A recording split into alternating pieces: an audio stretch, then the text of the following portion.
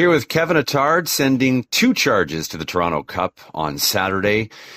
You have drawn the outer flanks here with both. Let's start with Boca Queen on the inside, Kevin. A big purchase price on this intriguing Irish-bred filly, unraced at two. Two starts here in her 3-year-old campaign that began in July. Some time to get going, here with her. What's her story, and what have you learned at this point? She's a nice filly. We liked her right from the get-go, and she was impressive breaking her maiden. We came back and the stake maybe a little quicker than ideal. She kind of broke in the air again and then rushed up to the inside, and the trip didn't work out in her favor in that sense. So a little bit disappointed with the final outcome, but she's trained forwardly in the interim and looking forward to seeing her get a good trip. Nice. Well, yeah, to that end, even when she broke her maiden at first asking, she hopped out of the gate, and like you said, and in her most recent start was a bit slow and rank on the inside, all part of experience and learning, basically.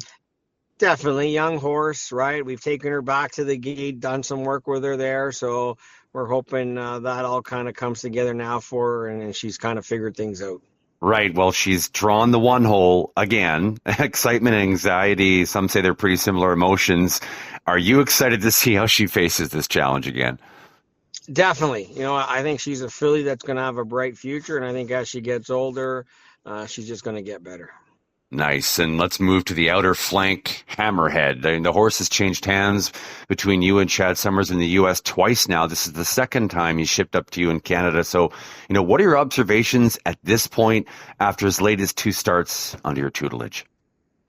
He's a very nice colt. Been unfortunate in his last couple trips. Two back, he looked like a winner. Maybe made the lead a little prematurely. Got caught late.